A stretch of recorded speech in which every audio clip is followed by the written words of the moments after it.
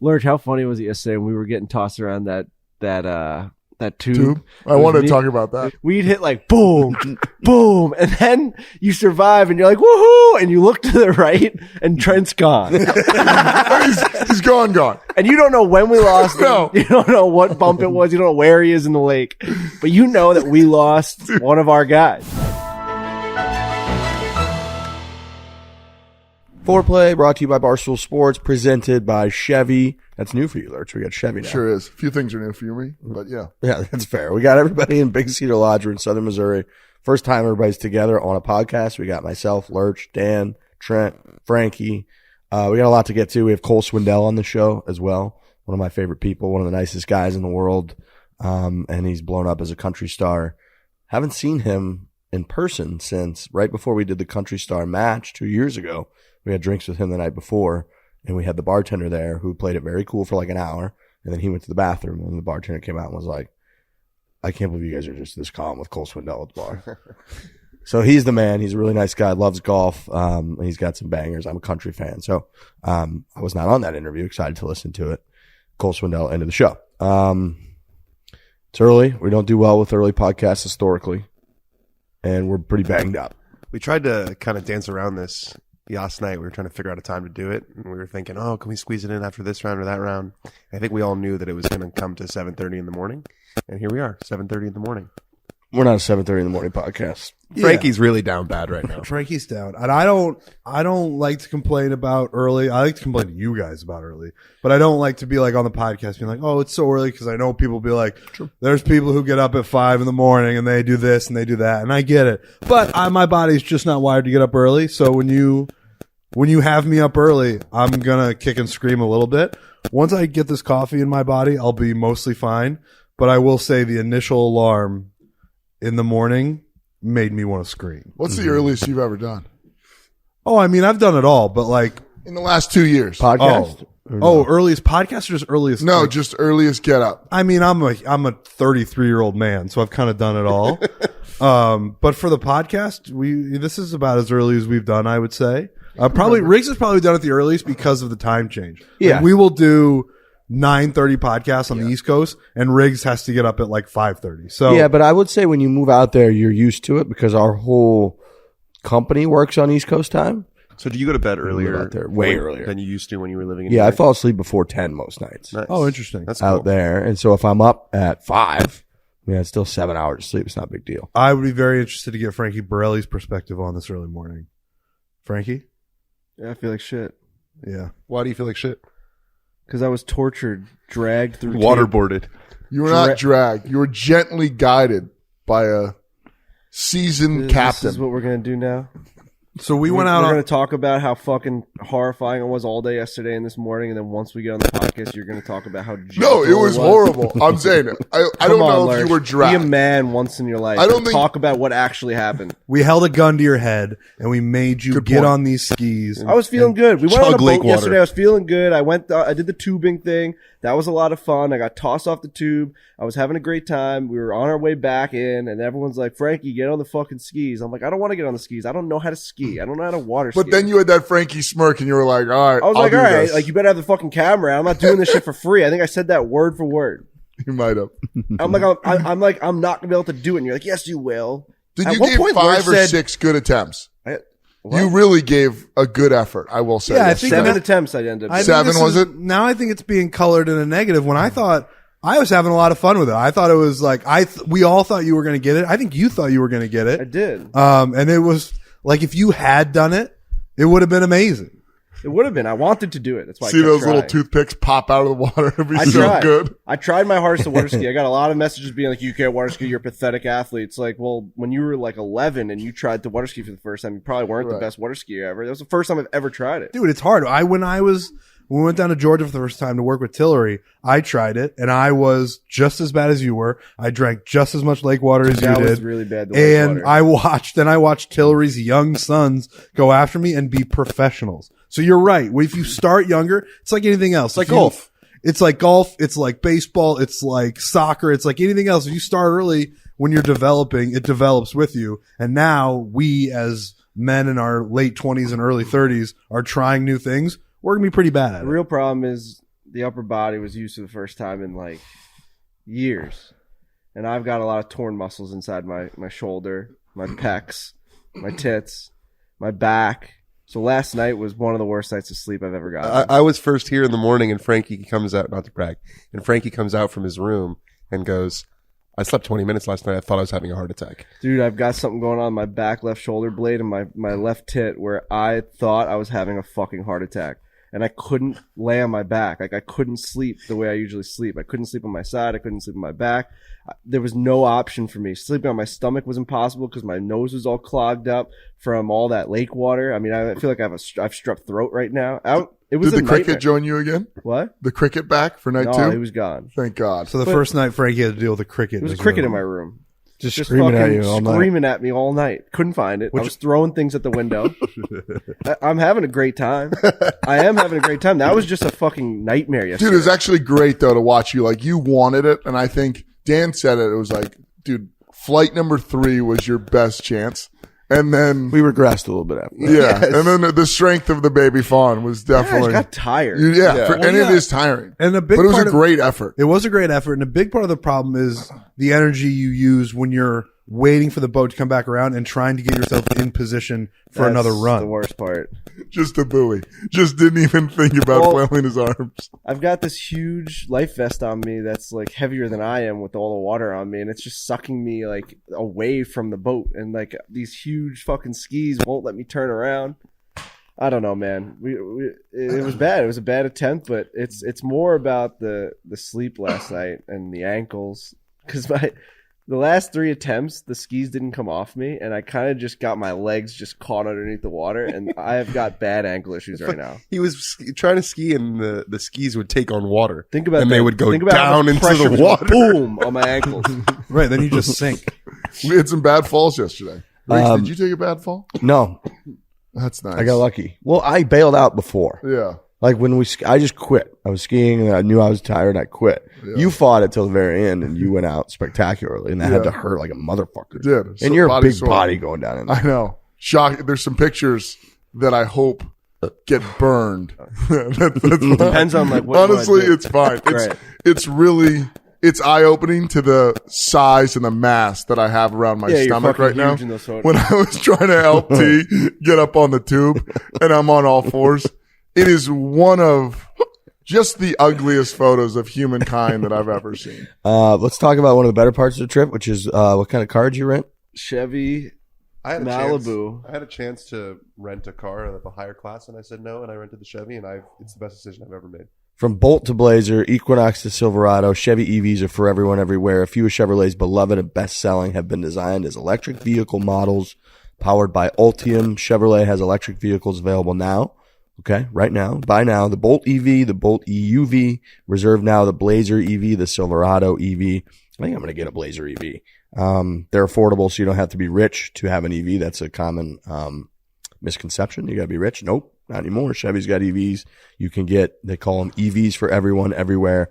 We love you, Chevy. All right, Big Cedar. We're on day 3. We've played Paynes Valley, played Top of the Rock, and then yesterday played Ozarks National. Did dinner last night at the Top of the Rock restaurant there. Can't remember what the exact name of that restaurant is, but what's that? Osage, I think that's right. Osage. I think it's Osage. But spectacular overlooking Table Rock Lake. We got there a little bit after sunset because we were on the boat. But your guys' first time here. General impression so far? It's amazing. It really is. Like, I mean, I'm a Midwest guy. I've never been to this part of Missouri, the southern part. I'd seen Paynes Valley on TV from the match a couple years ago, and we played that the first day here. And that place is incredible. It's just as good as you think it's going to be, and it's playable, which I love. I love courses that we go to that are playable. Sometimes we go to courses that are really hard, and it's a real grind for me. Paynes Valley, I wouldn't even, the word easy is not the word I would use. Right. But the word I would use is playable, and I had a great time. I know Frankie really loved Paynes Valley, but I've had a great time. This cabin that we're staying in is not to be believed. It's really great. There's a lot of dead animals hanging on the wall, which there's 22 dead animals. there are, which that I I can like see right now. Which I like. It's the flavor of the place that you're There's a at, massacre in here. Yeah, it's about as different from New York City as you could possibly get, which I like. and I think that's awesome. Yeah. And, Just reminded me of quickly, we did a story a while ago on the fence. Remember the deers on the fence that got caught? Mm-hmm. You could just donate all those deers to this place. Pretty much, yeah. anyways, what I was saying was it's hard to imagine two golf courses. These that- deers were killed intentionally. Yeah, this is a perfect- Deer. No S, right? I think it's just deers. Is it Deer is deer? the plural, yeah. Just I think deer? the ones at the golf course were killed intentionally as well. Unintentionally. I think They it was- just I think jumped it on the was- fence and got I think someone was out for those deers at those pointy potential. I tops. mean, you had to get a gist that this is a deer killer, and you Yeah. kept the fence up. So, Danny, back to you. Yeah, thank you, sir. My friend Lurch. Lurch and I are becoming boys. How's You guys that are going? also roommates. We're rooming this trip. We're having a lot of roommate banter. You guys hate each other on the course, though. Neither of us snore, which is really electric. I can't believe Lurch doesn't snore. Yeah. Some nights I do. It's just the luck of the draw. You have like My a calming presence on him, Dan? My roommate so. history with him is much different, where think, it's like, whoever tonight- falls asleep first is the winner. Because last night we had a bunch of dairy, and I think tonight that if we're rooming, You think it's like a 24-hour delay? the dairy thing is crazy. It like just locks me up. Breathing becomes very difficult. Frankie hates when I take loogies, but I like cannot breathe. So therefore I have to clear my throat. And it's Frankie's. Your dairy intake mishaps are just as pathetic as me not That's being a able good point. to like handle water skiing and like waking up sore. You're insane with the dairy. You're puking on the side of streets. You're fucking coughing up blood. It's like you just ate a piece of cheese. Nobody in this group crazy. is the picture of health. No. No. Fat boy. I will say about Paynes Valley, I'm obsessed with views. I'm obsessed with theatrics, and I'm obsessed with Disney and just like the drama behind it all and how they make it feel like a story and you feel like you've entered into a new world. Paynes Valley is that for golf, but I don't think it's cheesy. I don't know how they did it. I think they perfected it. Like, and the 19th hole is obviously the most ridiculous hole you've ever seen. We all see Tiger Woods do it, and you saw all the videos and all the pictures when the place opened up. And then you actually experience it, and like after you finish this incredible round at Paynes Valley, you're driving through what feels like a legitimate Disney ride through these caves and all these waterfalls, and the waterfalls going through the rocks that you have to drive over, and it's like a interactive experience. Yeah. So we were talking about this yesterday. We interviewed one of I think it was the general manager, and he was saying that Johnny Morris, who's the guy who started Bass Pro Shops, who built this whole place, apparently they call him the Walt Disney of the outdoors. So he's a showman. He's a showman for sure. And they were saying that basically Bass Pro Shops is pretty much on autopilot right now. Like, he's got people who run it. So this is his playground. This is what he cares about. So he designed that whole thing. He designed the 19th hole. Wasn't designed by Tiger Woods. Apparently Tiger Woods was like stunned when he came the last visit. Didn't even know they were doing it. So Paynes Valley is amazing. I'm going to stand for Ozarks National a little bit right now because I'm a huge Core Crenshaw guy. I've yet to play a Core Crenshaw golf course that I don't absolutely adore. And this one's just as good as any other one that I've played. And it's amazing how different the golf courses is because they're just really basically across the street from each other. Mm-hmm. And one of them, as Frankie was saying, is very theatrical. It's very dramatic. It's an experience. Ozarks National only opened a year earlier, and it looks like it's been there for 100 years. Right. And that's a credit to the genius of Core Crenshaw in they don't move a lot of dirt. The routing of that golf course is incredible. We were playing on the side of a mountain, and there's really only one way that golf course could be built, and that's the way they built it. Just a minimalist design that doesn't overdo anything. It's a very sort of confident way to build a golf course. It's hard to explain, but really an awesome golf course and just two really, really strong candidates. And we were talking about this yesterday, Riggs. It's crazy that this place existed for almost 50 years before golf was a thing here. So they perfected everything else before they got to the golf. Yeah, the golf's. It's not to be believed how good the golf is. Yeah. I would say when you come here, you don't expect it. I think that they even know that like they kind of have the benefit of relatively low expectations. You go to the Ozarks, you fly into Springfield, Missouri, which I mean, I'm a Missouri guy. Springfield's a cool college town, but it's not like you're flying into fucking New York City. You're not flying in and going down to Pebble Beach. Like flying into Springfield, Missouri for a golf trip. You probably paid a pretty decent amount for. And you're jacked up, and you know that there's pretty good reviews. But again, you're like, all right, if you've been to Bandon, you've been to Pinehurst, if you've been to Scotland, you're like, all right. When you get here, and you're like, holy fuck. Yeah. Like, and it's hard. It's rare for me to have a couple courses that I don't clearly know which one I like more. I think I like them both, those two, the same. I really do. And they're wildly different. You could show a picture from one show a picture from the other. And even though they are, the first tees are 500 yards away from each other, whatever it is, you could instantly tell which one is which. Yeah, there's not one hole at Ozarks that you would confuse for one hole. Not one. You instantly could see a picture and know exactly which course it is because they're that distinguishable. Payne's, I like that they leaned into it. If you're going to have a Tiger Woods course, that's like people are going to come and expect something pretty like, okay, it's Tiger fucking Woods. Like it better be crazy, special, something different. And it is. And he likes, Augusta, clearly. It's his favorite place in terms of how many majors he's won, all that. And he likes that aesthetic. Trent and I played Blue Jack National. He likes that aesthetic of the super kind of clean cut bunker edges up against greens, up against fairways. You can tell that the whole way. It's closely mown pretty much everywhere. There's barely any rough, almost no rough, wide fairways. But again, it's not super easy. The greens are tough. They got, a lot of movement. They're huge. So you have kind of these long putts. I think that's probably a little bit of Tiger Woods seeping in too, that he loves, the old course. It's his favorite course in the world. Giant greens there. So you got some wild putts out of Payne's that you're going to have to hit. And then it's got a little bit of the Johnny Morris. There's a few waterfalls like on, 10 and on 18 as you're getting ready to go to 19th hole that are like just giant, like outrageous waterfalls, but they're cool. You drive through one of them after the 10th hole. You literally like drive through the waterfall kind of. So to Frankie's point, it's like if you like Disney, if you like the theatrics combined with excellent golf, the Tiger Woods name, they got the huge Tiger Woods logo, tee markers on the back tees. Like you're getting that experience. And then, the other one it's like they just stumbled across it. It's the old cliche, but it's like they stumbled across it through 18 flag sticks in, and that's the golf course on Ozark. So, it's really, really cool. They're kind of like, they share the same driving range, those two courses. And then they've got Mountaintop, which is the Gary Player 13-hole par 3 that we're playing this morning. So all of that being right fucking there. It's just spectacular that they've come up with that. It really is. It was a pleasure to see Payne's Valley. And I think it's just like this very manicured golf course that's just like beautiful. And I was comparing it to Forest Dunes to you guys yesterday. I was just like, one course is just absolutely spectacular, beautiful, and then the other one's more nature-esque. And, we had some putting woes yesterday, Frankie. It was very difficult. But the only thing I'll say about Payne's is when you close up the 18th hole or 19th hole, if you're in any type of rush, you have a 15-minute cart ride ahead of you it's not before quick. You get out of the place. I mean, You got to be there to enjoy it. yeah. You have It's to like, be. if you got to make a call or something like that, I didn't. But I mean, if you did and you were rushing somewhere, you got 15 to 20 minutes before you get off that golf Minimum. course. Luckily, if you're out here, you probably got the time. Right. But you're going to go through an experience.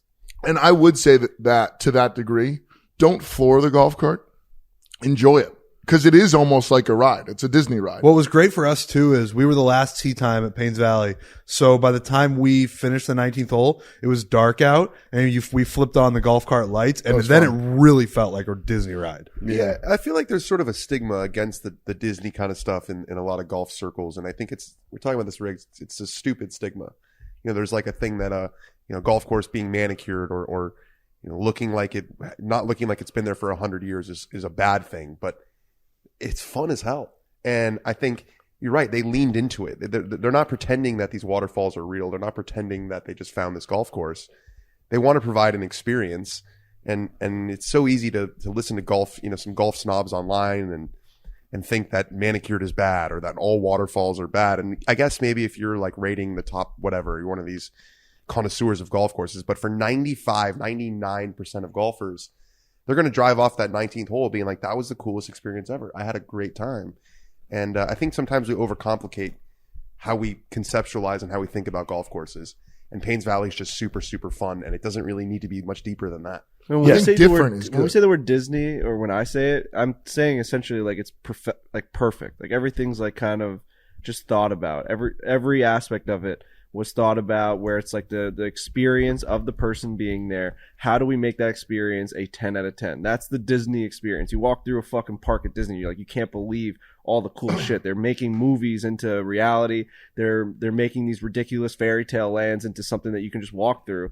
And when you say that for golf, that's exactly what they did here. It is a perfectly made golf course. Now, maybe it's not the one that is, like you said, has been here for 100 years, but they did everything, in my opinion, just perfectly. I mean, Halfway house is unimaginable. Everything's How about that- perfect. How about that bar on the 19th hole? Everything's perfect. That thing is spectacular. It was Yeah, perfectly it's insane. made. Really? Yeah, and well, pretty much the overarching story of what we're saying is like, and they have both here. You can play Paynes Valley, and Right. you can play Ozarks National. Like, you don't have to. It's not all one thing, and it doesn't have to be. And you guys will see today, Buffalo Ridge is different than the other two as well. Right. Like pretty significantly different. So they got a lot. The fact that the golf is new here is hard to comprehend when you are here, because they've done it so well. These lodges that, I guess, cabins, cottages, I think these are technically cabins. these cabins that they Big have cabin. overlooking Paynes. It's the best golf lodging I've ever stayed in, I think. Yeah, Right. I mean, I'm deciding between if Paynes Valley or like Pebble Beach are my top courses I've ever played in my entire life. And I was telling Trent, like, if I had someone that said, I'm dying next week, I need to go play a course, where are you sending me? I'd probably send you to Pebble. But then if you're saying I had like 5 days to spend, I think I might send you right here. I thought you were going to say if you have 5 days to live, then you go to No, Paynes no. Valley. I was Like, what's if the- you have, if you want to do like a trip. Yeah. I think this might be the ultimate golf resort. Well, you can also bring your family here. That's, Right. That's a little different between, you go to Bandon, like that's a boys trip. You're going with the boys. Yep. The wife's not going to want to go. There's nothing really to do. As we were talking about earlier, they perfected this place as a vacation destination that golf was just a tiny, insignificant part of for 45 years before they decided to add the golf stuff. So this is a place for the whole family for sure. Yeah, the trip here is great. It's really, really great. I'm doing my my buddy's annual St. Louis, hometown crew buddies trip here next year. We've done Cabot, we did the Wisconsin Loop, we did Pinehurst, and then we're doing here. And yeah, I've been asked. We told Matt last night, who we got dinner with. We get asked this shit all the time. Where should I play? Where should my buddy's trip go? Where should we play in this city, that city? For me, this is a top 5 golf resort that I've been to. I think the golf is that good. They've got 2 par 3s. We live for short courses. We've talked about that a lot, how fun short courses are. The views are spectacular. It's different. And you have a bunch of fucking options. You can go boating. We went boating yesterday. You can do go-karts. You can drive into Branson, which is 10, 15 minutes away, and go to little dive bars or sports bars. You can go to the spa. You can stay in the main lodge, which has been here for 50 years or whatever. You can eat at a bunch of different restaurants. You can go fishing. You can go, there's a million different things that you can do here. So I'm a big fan. I like the golf. We're talking about experiences. Nothing's better than getting a live event experience Love it. Game time? through game time. Game time. Through game time. Huge game moment last night. Aaron Judge. 62. Aaron Judge, 62, home run king, American League. What a moment. Probably wanted Missed to be it. there. Yeah, I would have loved to be there. I've been watching every game, every at bat, all the live cut-ins during football and everything. I mean, I've been living and dying with Aaron Judge since he was at like 59. We missed 62. Michael Kay had a horrific home run call. What'd he say? It was lazy. He just like, 61 wasn't very good either. I didn't no, Michael Kay's like a whore for the moment. He thinks that think. It's about him. I mean, he is attached to the moment for history. So like he takes it very seriously and he wants to be like the great call, but that stuff doesn't work when it's like premeditated. Did you It's hear gotta be- Sterling's call yet? Sterling's call was incredible. Was it? I haven't heard it. It's Judgment Day. Case closed. Come Wow, on. that's sick. Ooh, that gave me chills. Done. That's great. Yeah, but like, And then Michael Kay didn't even say anything as the ball was in the air because he was shuffling through his papers to see what he wrote down while he was jerking his cock, thinking Right. about how he's going to be. Like he's sitting at home being like, I'm going to be in the history books for this one. No, Michael Kay. You know why I don't like Michael Kay too? Because Mike Francesa used to bully him around the ratings ring. Mike Francesa used to say he was number 1 and Michael Kay was just this like college station guy that like no one actually cared about. And Michael Kay used to get so mad. He cried on air. Him and Don McGregor cried on air saying that we're number 1 actually if you look at the real ratings. And Mike Francesa said, who are those guys? He kept saying, who are they? Who? Michael Fay? What? He's like Who? the announcer for the Yankees and Mike Francesa refused to acknowledge who he was. And I hated Michael Kay Francis for did that that. to everybody. I mean, He did. They'd be like, Michael Kay is actually number 1. And Francesa would say, who's that? Yeah. Michael K. show did not take off either. No, but it's just, and he's my announcer. He's the Yankees announcer. He's been that for my whole life at this point. No, I just thought it was a horrific call, and I wish I could have been there so I didn't have to hear it. I wish I could have been at the game. Game time could have gotten you there. The exclusive ticketing partner of Barstool Sports, created by fans, for fans. been using Game Time for a couple of years now. Gone to a lot of cool stuff. You guys went to some NBA. I'm going to an NBA game this fall. That's my commitment. I've never been to one. Never been to an NBA game. Never been to an NBA game. Wow. I feel like I'm having a hard Phoenix time. Suns are a good team. I know. Right. You I can. How far love is them. Scottsdale from the arena? It's like a half hour, right? Far, 25, 30 minutes. Dude, I they're know. good too. I will say it's fun in Scottsdale when they play. The bars are hopping. Yeah. Suns are very popular. The right Suns now. just lost to an Australian basketball team. do you Anybody mean? see It's that? preseason. Yeah. Dude, they played all their starters. They're probably hungover. Doesn't matter. That's crazy. Their starters played. And then I just got thinking about how we all Yeah. just say, "Oh, you're the world champs." It's like maybe not. Huh.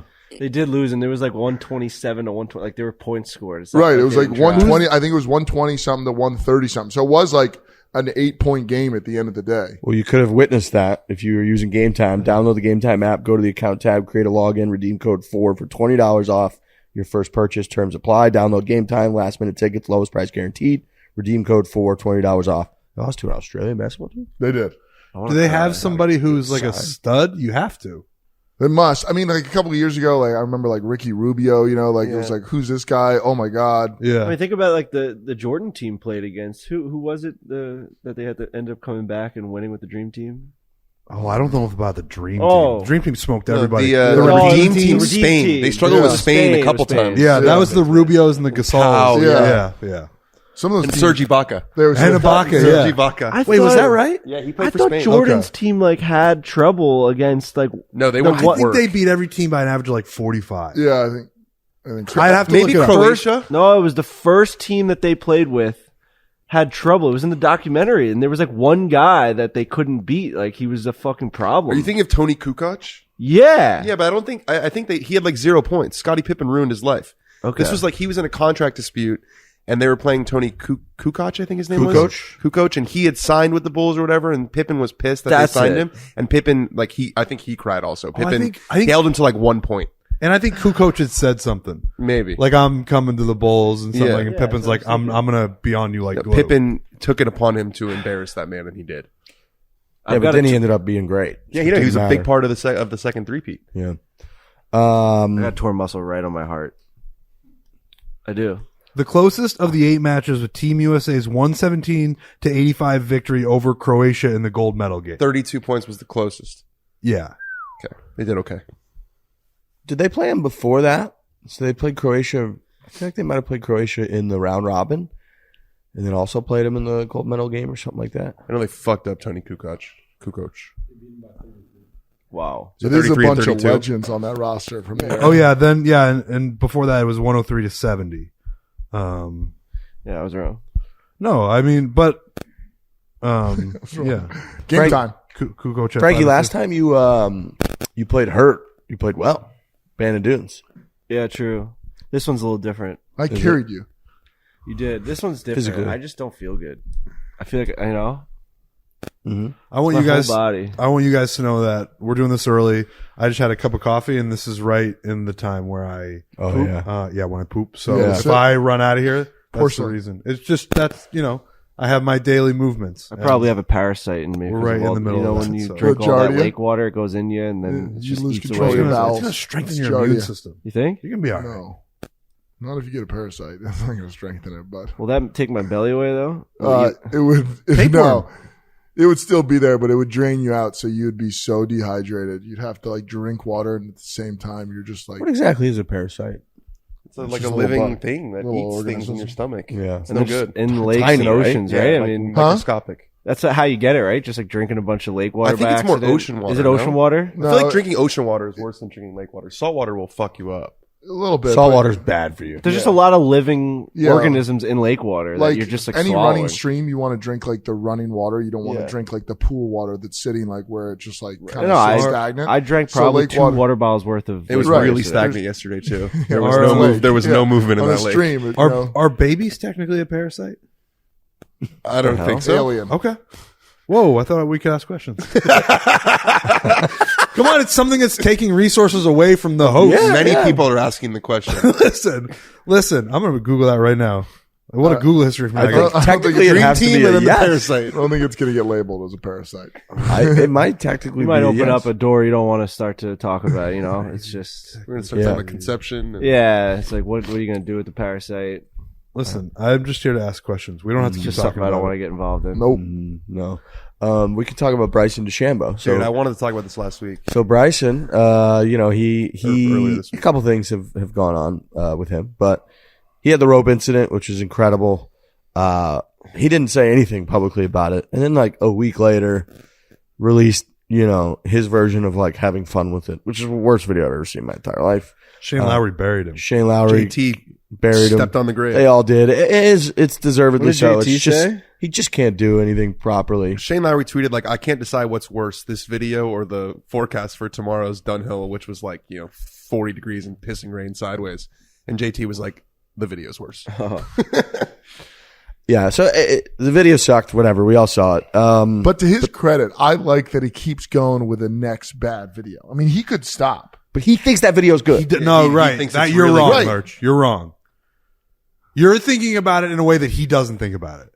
Right. You're giving him too You're much giving credit. him credit for something he's not doing, which is thinking about it like, oh, I'm going to make another bad one. It's like funny. Like that's what like Aaron Rodgers would do. He would like kind of get it to a degree of like trolling. Yes. It's like Bryson's not trolling. He literally thought, I'm going to show that I'm having fun with this now. Here is the way to do it. Right. And when he put that out, like I've cleared it now. It's cool. Yep. But the feedback, I guess, is so bad that I'm thinking that like we wish he thought the way that you're I know. thinking. Now I'm in a pretzel doesn't. because I've been, He can't believe the feedback to the follow-up video. He can't believe the feedback from the original video. He can't believe people aren't sympathetic to the original. Like I got attacked by a rope. Why and did they almost start a lost GoFundMe for my medical bills? vision in my right eye? Everybody's And then trolling he him. can't believe that like his cool, funny, I'm a funny guy that like makes fun of myself video is being hated on. with like his whole crew they were all going crazy and nuts, and then he released a statement like a couple days later that was probably 1,000 words of nothing.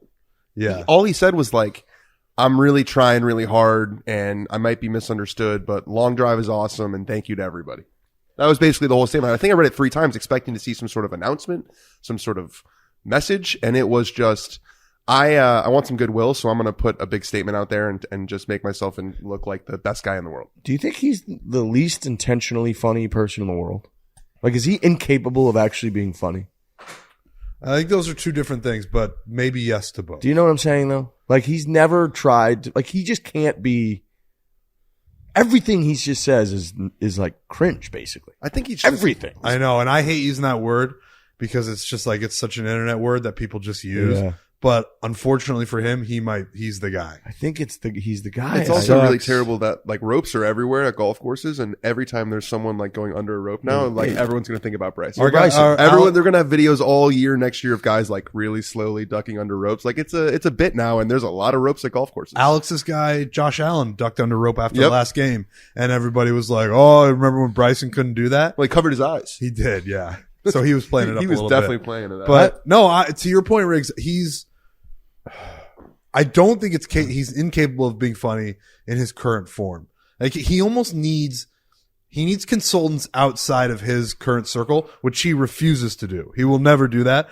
But if he had someone outside to be like that he took advice from in terms of like how to handle PR, that's the only way. But the way he has it structured now, he cannot be funny. No, he sucks.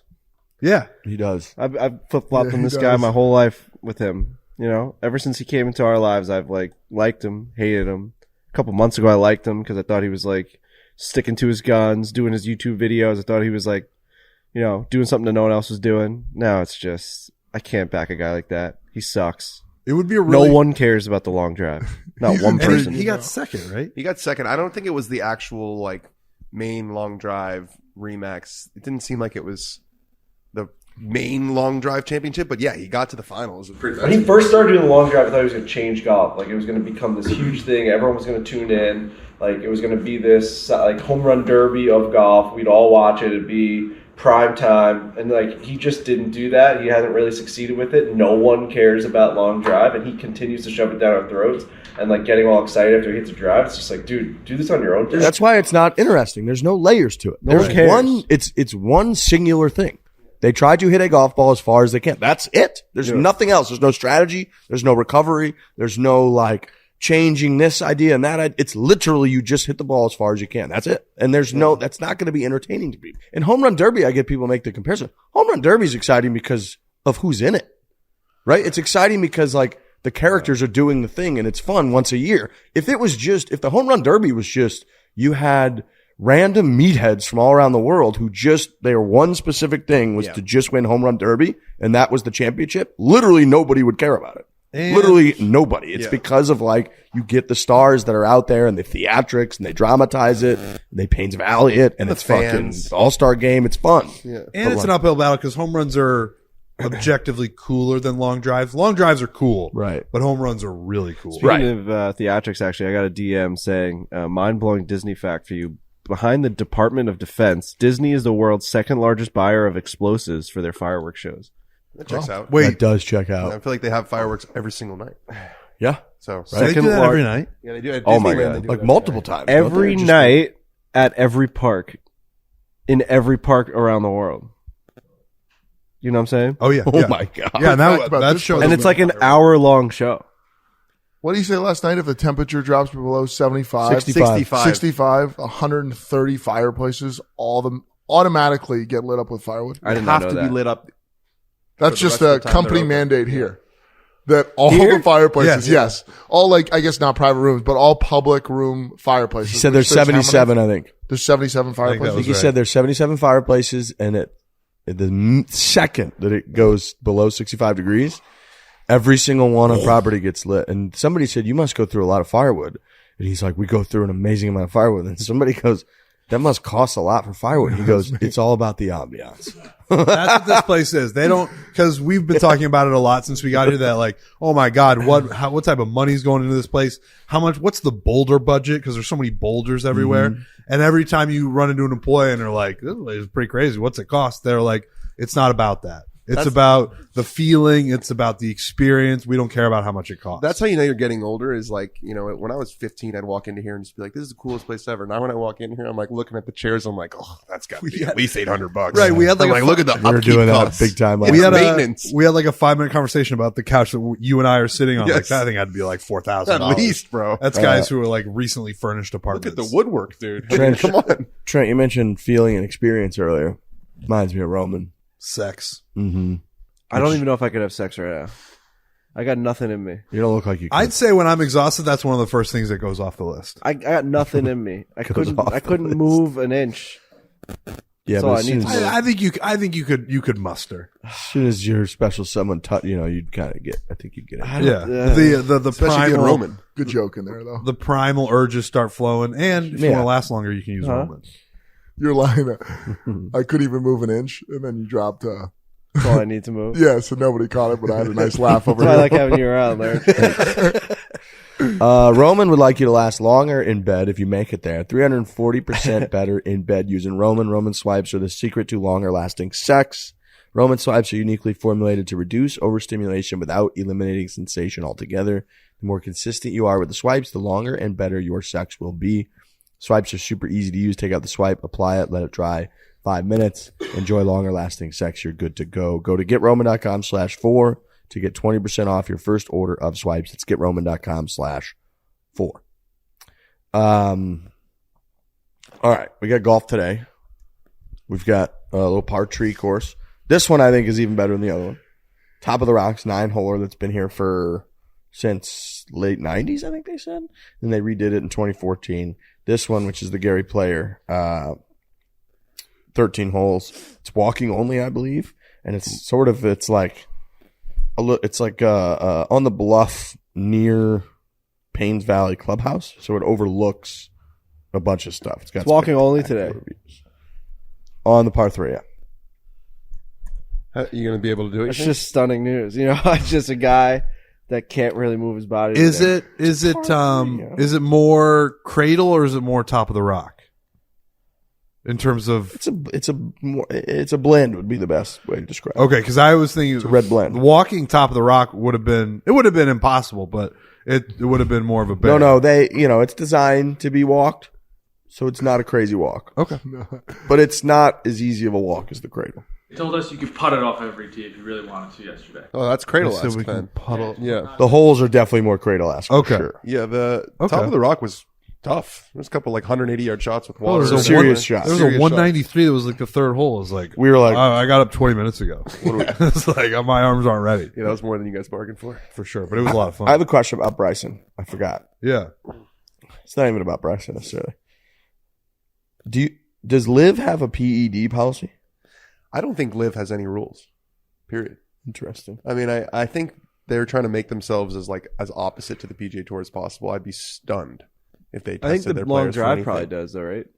If the long drive doesn't, then that's a huge miss because that would seem to be something that would be Or really fine, beneficial. honestly. Wait, do you think it's a miss to have it or not have it? You're right. I mean, if you're going to say that you're the long drive championship, you got to test for PEDs. No. Just Let them have it. run route, Dude, I mean, if they can get it up to 500-600 yards, do it. We trying to get viewers? Or we not trying to get viewers? saying for 98 was a great year for the baseball. integrity of the competition, you got to test. No, dude. The whole competition is you- trying to wow people with 500-yard drives. Do you today think that Aaron Judge is the all-time home run king? No. All right, then we can have steroids in the long drive. With the Aaron Judge thing, it's just like, let's just acknowledge the facts. The pitchers were on steroids too, Listen, yeah, and I've gone through many lines of thought with the steroid thing, and now it's just kind of like the main argument against it was like, think about the kids that are looking up to these gentlemen; they're going to use them. Are Then I'm steroids like, really bad for you, like long term? But then I believe so. Yes. They always show a statue like in the Hey, and that was the commercial crumbling. like the ball sack crumbling. But then I think like the Sosa They do. McGuires, Go watch the those years commercial, were the it's crazy. best. Shout My out Mark favorite McGuire. baseball. Go Cardinals. Big Mac. The big argument against Pujols is back. the big argument against the looks great. steroids was that the guys playing with the guys playing steroids like weren't taking them, and then you had these fucking monsters that were just hitting 70 home runs a year that were just like bending the rules and beating everyone. It's like the argument's like that's why they did it, because their competition wasn't doing the same thing they were doing. You know what I'm Definitely. saying? So that's the whole reason You why had I- to do it Right. for their livelihood. Do you think people like 15, 20 years older than us, like everybody took steroids? Because I don't have many friends that like took steroids that I like know of or Like recreationally? No, like athletes trying to improve. Like, but it seems like 10 to 15 years older, a lot of people took steroids. I had a friend in high school who will for sure remain nameless. No reason Who to was a throw a jab who here was on a, that. a baseball player. Be really And, funny if you just like he took for no reason just buried this person. He took Come on, steroids in high Dan, school. Don't.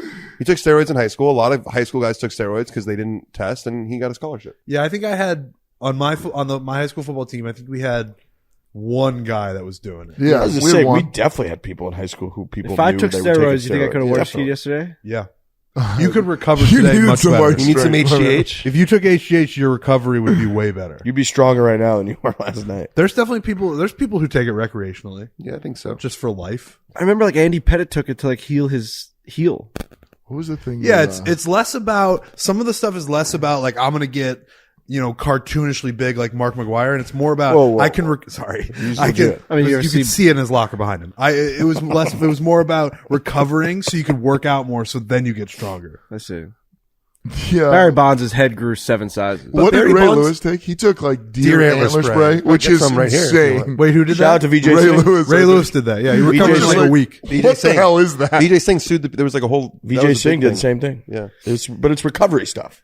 Yeah. So if I It's knock, literally if I like- take it's this antler off extracting, this like- fucking deer right now and just start drinking it, I think you'd be better.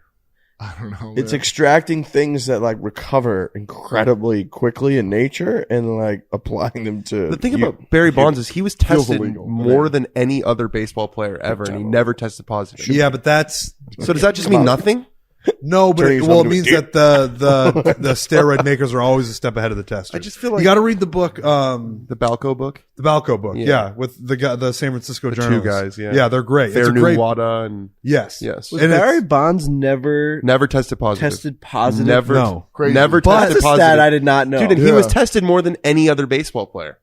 But So, I but don't know. again, what that says is that the makers are always ahead of the testers, and so the Balco guys were just like, yeah, we'll give you the cream and the clear, and they're not going to be able to find it because they're not looking for it. And you guys have seen the docu on Netflix, Icarus. Have you seen this? Yes. The Viking one? Yes. I mean, that's One of the best docus out in That there. was the Starts as I one. gotta see Starts it. as one thing, goes turns into another thing. No, you always shorten it to docu. Yeah. Not Doc. Well, it's like you guys were calling the propeller a prop yesterday. Yeah, You that's guys fair. loved that. You're getting your dick I hard think a saying prop that. is a real, you could use prop in a sentence. Yeah. Like it's not a shirt, it's just a different word. Watch out for the prop. Propeller, that's a prop. I think it's a term Okay. in the dictionary. But why see. Doc you instead of just Doc? Don't know. Okay. I I haven't mean, heard that one tell you before. what, my language is not perfect. Docu. No. Yeah, I never heard that. Docu sign. I feel like when somebody says Docu-series? that. A docu, I would say document. Okay, let's get off the topic. Icarus is Icarus was the doping one, the blood. Yeah, doping. the Russian amateur biker, and then it goes whoo all through steroids. I would get into some of that like blood transfusion type of stuff that like Joe spitting Rogan in gets Germany? into, where he takes the blood from like a really healthy person or some shit like that. Those are vampires, I think. It's what is it? It's turn into a werewolf There's at a night? word for it. There's like a term for what they do. Blood spinning? Blood doping? Is it like OPO or whatever? Oh, I don't know, but I heard it hurts a lot. Wait, these healthy people are cool with you just taking their blood? I guess so. probably getting paid. Healthy people got enough blood. You get back. Yeah, I guess you just regenerate. But still, so that's actually what that is, the spinning or whatever. They infuse your I mean, body with healthy I really don't know what they're PRO. doing. Like Something like that. Yeah. they basically infuse their body with like their bloodstream with vitamins. I know that's the thing that Who they does? do. All these like rich, like powerful Bezos. Oh, they get type young ones. blood? They sit there and they just get like vitamin D and C just infused into their bloodstream, and apparently like it's got to go slow and it actually hurts. Like your body like kind of like breaks down, but then like you're like just like you're perfect at the end. Well, I of it. remember when Kobe was still playing. When Kobe was having problems with his knee, used to go to Germany. he would go to Germany and get the blood spinning. Blood spinning. That's Yeah. a real thing for sure. I don't know if it's legal. We're not doing any of that. Well, yeah, because it's for rich. We had what And was the good dessert athletes. called last night? It's like What? What was that dessert? Butter called? pie or Icky Butter something? cake. Butter cake? okay. Ooey goo. We ate something called an ooey gooey last night. You think we're getting our blood spinned? I couldn't be further away from the pinnacle of health. Lurch ate like half a tomahawk steak and a ribeye last night. I did. Yeah, That was you your know, first Lurch watching Lurch impressive, eat dude. experience. Yeah. I dude, turned to I'll him. eat- I turned to him and I said, "Are you going to get a steak on top of the tomahawk?" Because we had a couple tomahawks. Shout out Matt McQuarrie. He got us some tomahawks for the table. And I turned to Lurch and I said, "Are you going to eat a steak on top of it?" And without hesitation, he said, "Oh yeah, the ribeye. I know it's expensive, but look at this place. This is a meat place." And it is. I It mean, was. there's dead animals accurate. everywhere. The guy loves meat. There's, It's a meat place. I mean, I was like, I'm getting this ribeye, and it was delicious. It was happy birthday, John Kelly. Oh yeah, Yep. happy birthday, birthday. John. And to his wife. And to his wife. John Kelly, how'd you do on that steak last night? Did you beat that thing? Did you defeat Yeah, it? I was very full this morning though. Extremely crushed it, full. though? Yeah, I mean it was delicious. It was Dude, great when it steak. came, it was massive, and we'd been eating for a while. What was your order? What'd you get? Well, the guy, I'm just remembering now. I remember the guy was rubbing his hands all over the steak with he had Oh, butter all yeah. over Yeah. it. Kept on rubbing fat on He had steak. extra Yeah. fat. I don't think I had any of those potatoes, but just the steak was great. Happy birthday, John Kelly, and And his Mrs. wife. John Kelly. Same birthday. Yeah. You What don't a see it that day. often. Lurch, how funny was it yesterday when we were getting tossed around that tube? Tube? I It was wanted me- to talk about that. It was you, me, and Trent, and we're just kind of holding on for dear life. First time tubing together, getting whipped around this lake. And you survive a couple of these waves together, and everyone's like laughing and screaming. We're But having you're also fun. looking around that moment You're because looking you know around. it's getting worse around here. Yeah, it's getting worse. And then there's just these moments where we'd hit like boom, boom. And then you survive and you're like, woohoo. And you look to the right and Trent's gone. he's gone. And you don't know when we lost him. No. You don't know what bump it was. You don't know where he is in the lake. But you know that we lost one of our guys. And he's given up. He's been tossed. Oh, dude, guys, I feel like I'm having a heart attack. I can't even laugh. It's right here in my shoulder blade. You give a big stretch. It's right there in my shoulder blade. Shoulder blade's not your Like heart. back here. Do you- Oh, do you yeah. It plan feels like to- it's in the heart. What? Do you plan to like stretch or do anything I'm gonna proactive? try. Dude, it's right here. Oh, yeah.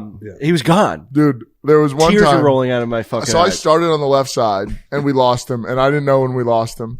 And then I got to the middle, and in the middle you can feel like both people's like body heat in a sense, so you're closer to it. We hit one bump, and my hip kind of hits you a little bit, but I just felt you slide away, and I was just thinking, wee, and you're just eating lake water. And then Frankie looks at me because the boat slows down. We swing around to pick you up, and he's like, just look over, and he's gone. I mean, he is gone.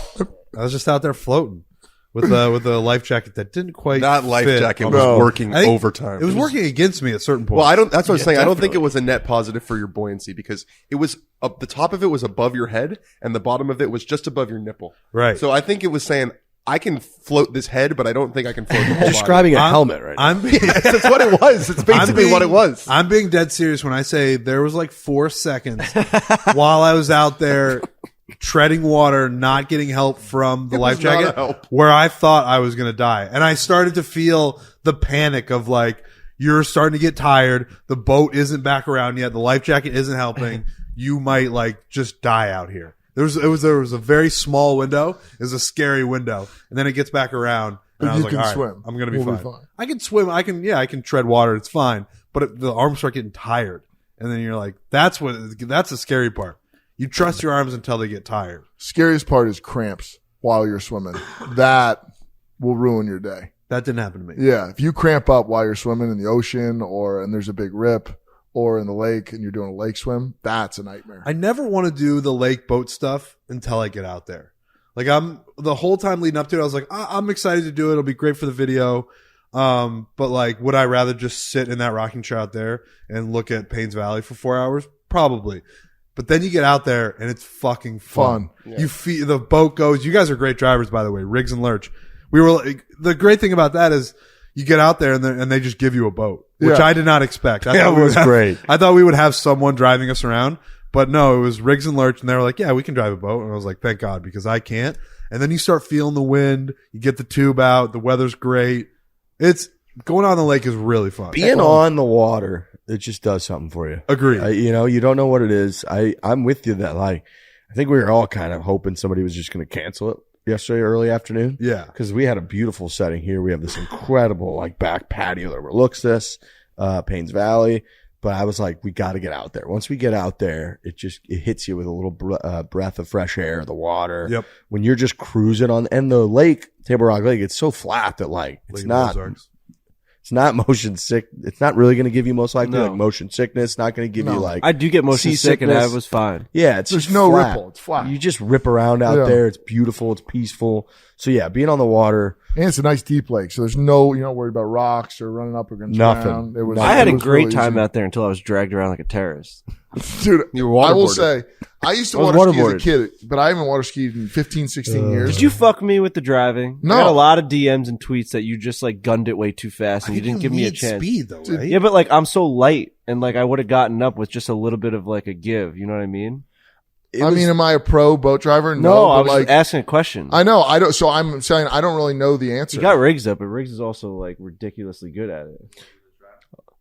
Well, and we I just wonder if Riggs was able to like kind of set himself because he's done because it so many it's times. like riding a bike. Like when you've just done Right. it, you can just do it. Yeah. Like Because you were when I saying, it popped was up- tough for you because you didn't know the sensation that you needed to Right. accomplish it. Like I wonder Which if is you would hard. you have pulled away that fast for like a 10-year-old learning to get him up? Yeah, with our Really? boat weight, because we weren't like sometimes there's so many people in the boat. Like you need to get up on a plane to get them out of the water, because the last thing that you want is you're just dragging somebody along slowly where you're not pulling them up. Because I'm so light and pathetic that when you were just like pulling, even just to like move the boat, it was pulling me, and I felt like I was getting lifted up. Just holding it with one arm. Remember those moments where you kind of twisted me around? Dude, That's why I was thinking if you went like half the speed, I might have just kind of like raised Maybe. up. I don't know the answer. I'm either. not trying. Right. This is Let's not get something back I'm- out there. For sure. This is not something I'm That gonna could be do. a I better just was strategy. wondering. Yeah, I, mean, sounds I know I like should have someone gotten wants it to I done. guess I but- just don't know. You know what I Neither mean? do I. I've driven the boat like one way for my brother, and when we were kids, we only had this like aluminum boat with a 30 horse. So when we were 14 years old, we couldn't water ski anymore. But like when we were kids, you just jam it to try to pull them out of the water. Yeah, we were driving a speedboat yesterday. Yeah, but we had so much weight on the boat that it was not moving anywhere. Like we Yeah. were not accelerating fast. Cause like when Riggs got me up, you know, I know that sensation. So I kind of like just like helped myself up a little bit out of the Right. water. Yeah, I did the same thing. I just like rushed to get up. But if you haven't done it before, you might be right.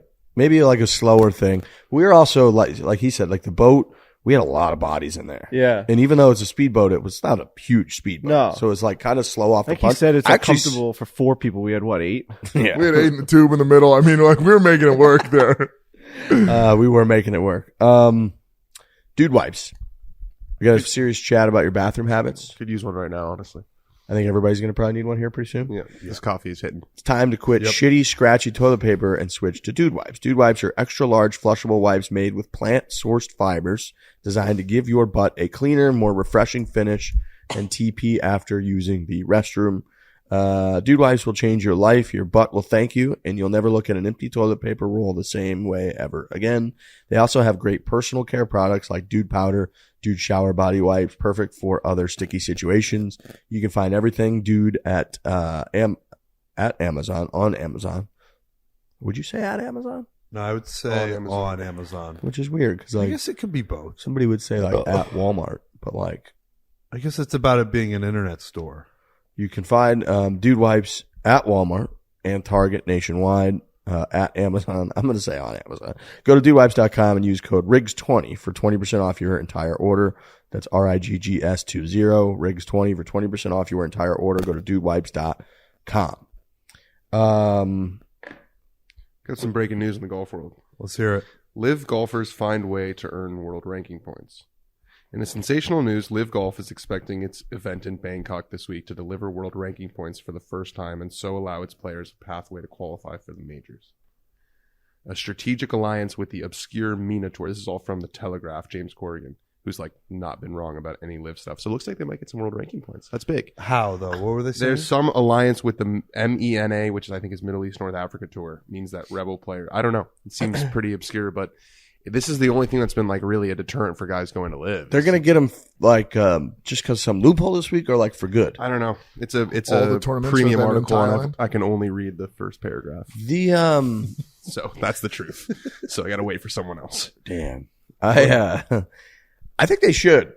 Somebody actually submitted one of the From the Galleries, which we're going to get to From the Gallery, but was about world ranking points. And it was like, should the Live golfers get world ranking points? I mean, For sure. yes, they have the number 2 ranked player in the world. Yeah. Now he's like 3 or 4 there, and DJ and Joaquin Neiman are in the top 20 or 30 at this point. Like, yeah, they should. It's good players. I mean, Did Rory say something similar, or did I misread a quote? yeah, they said him and Max Homa both said the same thing, which is like, it's a lot of really good players.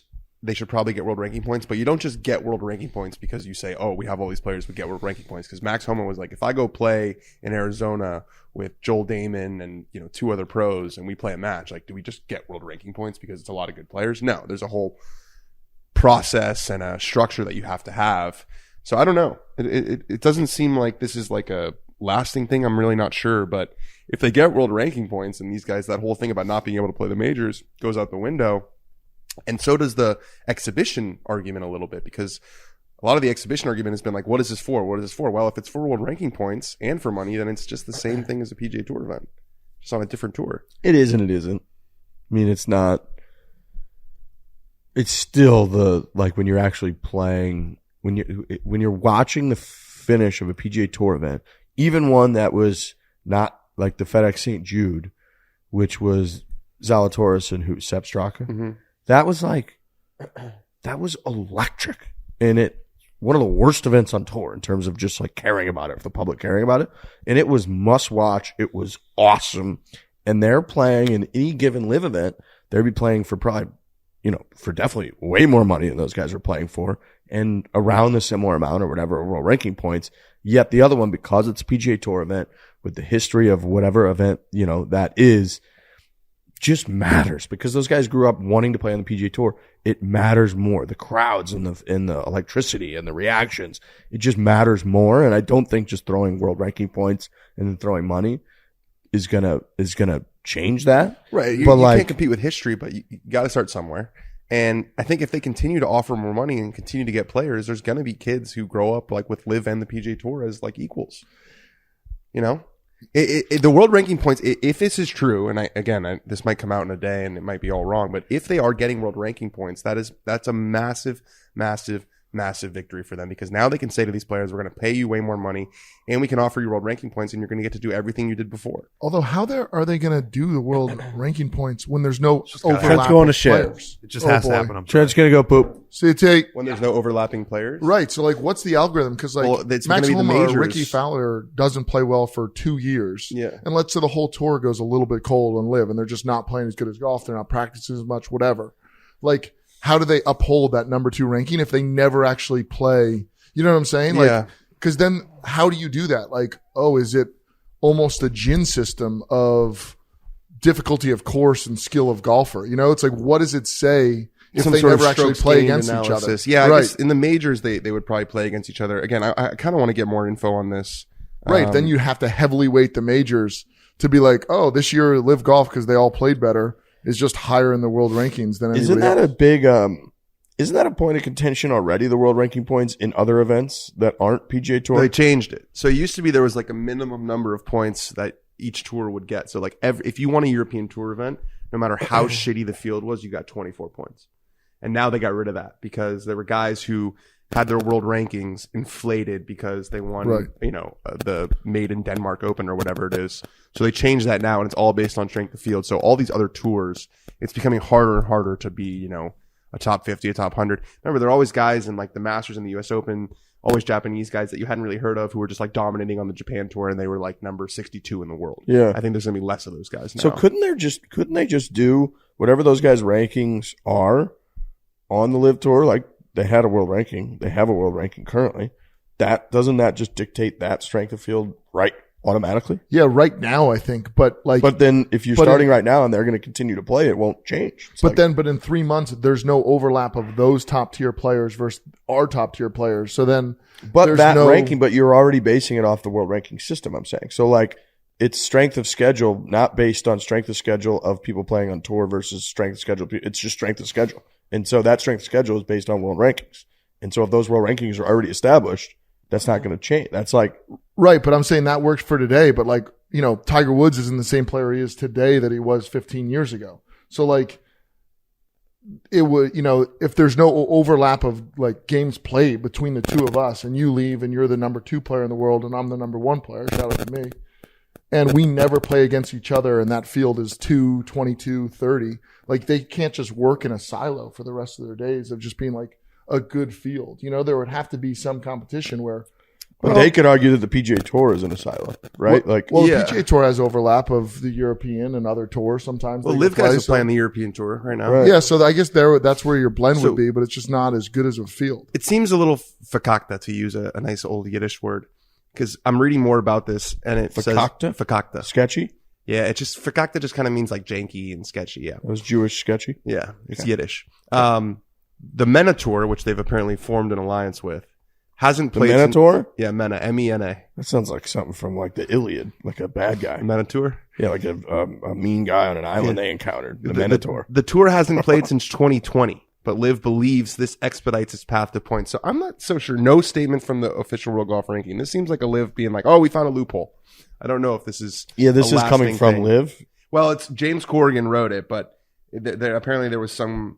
But I'm saying press conference. This is coming from Liv. His source is that Liv says they're going to get points. Correct. Not that like the world ranking point system says they're going to get Correct. points. But I will say that James Corrigan has been wrong about nothing throughout this whole thing. So he's been like the plug. But he could just be reporting that Liv is saying, right? Yeah, He's not reporting they're getting world ranking points. He's reporting that Liv is saying they're going to get world ranking points. That's a big difference. From Banks Barstool. Start a draft on this OWGR story. Bless you. Yeah, I don't really know exactly what it is. We're gonna have to keep an eye on it today.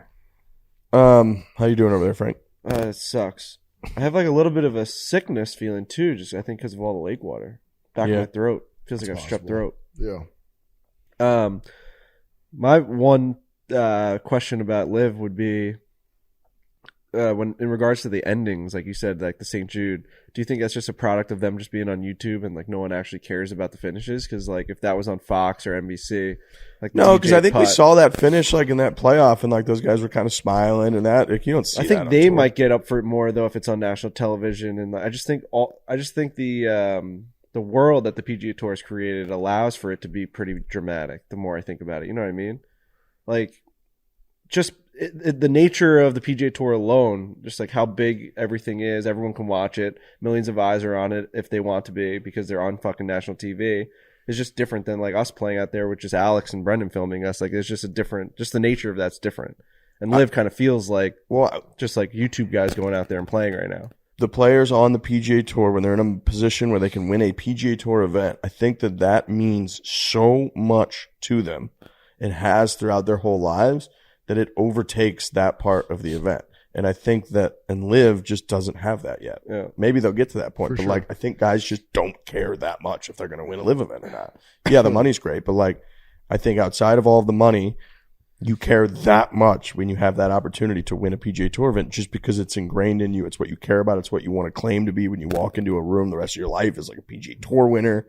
And I don't think people like care that much if they're like known as a Live winner. I just, and I think that like the money and all that's great, and the TV, and yeah, that like all kind of fosters upon it. But it's like when you do a certain like buddies trip or buddies match that like, for whatever reason, even though there's not a single human being watching, even if you're not playing for more money than you usually play for, there are some matches where like you get super nervous and you want to win in these big moments at the end. You had it yesterday. We had it yesterday. Match is tight, and it's not about money. It's just about wanting to win really badly. So I understand what you're saying for sure. I think that plays in, and it's early. That's what they would say. Is like, you got to start somewhere. We're just starting this thing. But I'm really not sure what the deal is with this World Golf Ranking thing. But this has been their white whale. Like they've been wanting to. But they feel that if they get World Ranking points, it could be like a real noticeable shift. So we'll see. I think they're going to get it. I think they should get it.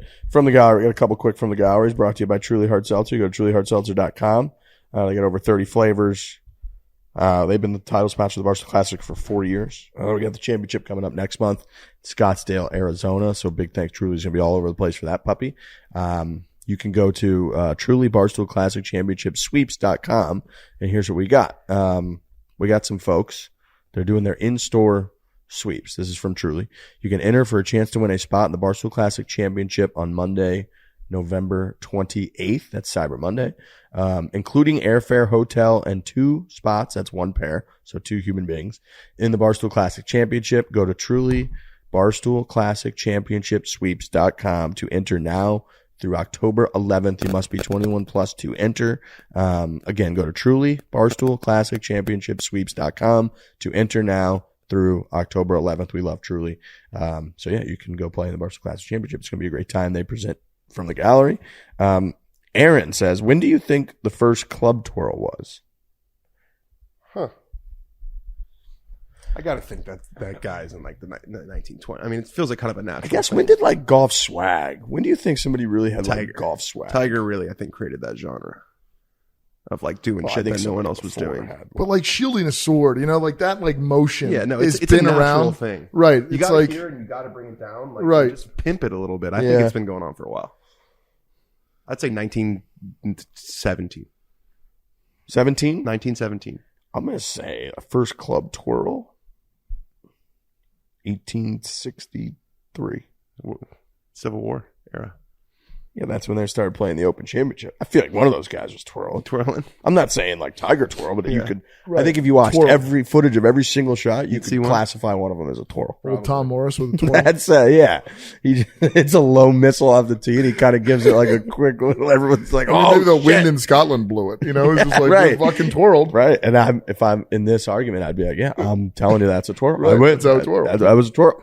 I think it's got to be early, super early. Yeah, I think it's early. But the swag part, like, I don't know. It was such a gentleman's game. It was viewed that, like, I wonder how much swagger there really was in golf early on. Right. Yeah, nothing like frowned that. upon to like. Arnie had swag, his own version. For sure. Super swag. But it is interesting, too, when we were in Scotland at Prestwick and they were telling us about the early on matches that they used to do, like before the Open Championship and all that. It was like they would just do 2-on-2 matches against another club, which the whole town would, like, go watch, and they would, like, kick Tom Morris's ball into the rough and shit. No, it was like fans. It was crazy. It was like a town fighter that you had. That Yeah, you were putting right. up. And then the whole town supported your fighter, and they were going into war against the next town's fighter. And it wasn't like, obviously, it was fist fight. It was just like a golf match, and they would kick the ball into the rough and all the other crowd. Literally, It's Tom great. Walsh like walked off one time because he was like, I think Can't it was when they said they're in Edinburgh, and he's like, I'm hitting it down the middle of the fairway. We get up there, and there's hundreds of fans. People are going nuts. My ball's just in a bunker up against a lip. He's like, I hit it down the middle of the fairway every hole. Like, what are we doing? He just walked off. He's like, I'm not going to play this. This is preposterous. Need bigger fans out here. Need bigger fans. Need an army. Somebody was twirling. Josh from North Carolina. Favorite Truly flavor is kiwi mojito. Whoa. Is that a real one? Apparently. I got to find They that got a one. ton of flavors. Maybe he's messing with us. That could be a test. What sport do you think doesn't get enough recognition for the physical or mental training its athletes have to put into being performance ready? Water skiing. It's water skiing. That was an easy answer. Yeah, I knew that was coming. The real answer is water polo, and I've been on that train for a long time during the Summer Olympics. Water polo. I'm going to say tennis. I think they're the best athletes in the world. Those water polo guys. They're Tennis treading is- water for an hour. Water polo is and that they don't get structurally any difficult. respect. Right. Endurance. Tennis gets a ton of respect. You got fucking Rafa and No, all I these mean, it guys gets crying. respect, but I'm and saying shit. the physical aspect of it. Like, go out there and play one set of tennis. Yeah, but it's fucking respected. That's what the question. Who doesn't get enough respect? It's a water polo is guy. that- Are you saying they don't get respect because there's no money involved? Yeah, that is Like, the there's question. What sport do you think doesn't get enough recognition? Recognition. Recognition. It's got to be water polo. Water polo, just the money is just not there. I don't. It's just think. like you devote. It's any of those Olympic sports. There's just you devote your entire life to it for like one event. I mean, you could every say a 4 lot of years. swimming sports. You know, it's Yeah. like they do get the Olympics. yeah, but that's Once it. every 4 years. Yeah, it's just. That's a great. It's better than some. But the sport in I general think of just it. doesn't get the recognition. Like just for how hard it is my question. Okay. Is my point. Did you know I think only 8 countries have ever won the World Cup? What Checks out. Brazil's won a lot of them. Isn't that crazy? you Germany, You think 8? There's like Italy, Spain, France, England. Argentina hasn't done it. No, they've did done it. Have they done Maradona won a World Cup. He did? Uruguay. I think they won the first Brazil, one. like we've already said, more than 8 countries. I don't No, think we we haven't. have. I think it's literally. So hold on, let's try to go through it. Yeah. I'm looking them up right Brazil. So I know Uruguay won the first one. Yes. Okay. And then I know Argentina's won, Brazil's won. Yeah. That's 3. England. Has England won Yes, 1966. Germany. one? England. Italy. That's 4. Italy. 5. Germany. Hold Oh, on. yeah, Hold slow on. down, Hold slow on. down. Stop. Uruguay. now. I have Start the with list. 1. Okay. Uruguay. We went Argentina, Brazil. Yep. That's 3. England 4. Germany. Germany 5. Yep. Italy. Did we Yep. say Italy? Yeah. 6. Spain. Spain Spain. 7. Is that 7 for 70? Did we say France? I think we said France. Did we say France? You got that list, Trent? I do, but it's not in a way that I like. I don't know which ones you guys have named. You're throwing a lot at me. You've got pretty much all of them, I would say. I think you've gotten all of them, actually. Let's do it one more time. Okay. Yep. This is going to drive people crazy. Uruguay? back home, but I like it. 1, Brazil. 2, Argentina. 3, Italy. 4, England. 5. Spain. Germany. France. Is Yeah. that 8? That's it. Let's go. And those are the only people ever. Those are the only ones ever. Wow. Listen, Isn't I'm that gonna- nuts? That's good stuff. That's insane. Well, Brazil No won, country's ever won Brazil's it. won up to- 5 or 6, I think. How And long has they're- the World Cup been around? Like the, 1930, I think. Why do and you there's know all al- this it's only stuff every about the 4 World yeah, years. you're a big I like soccer. soccer. I'm a big soccer guy.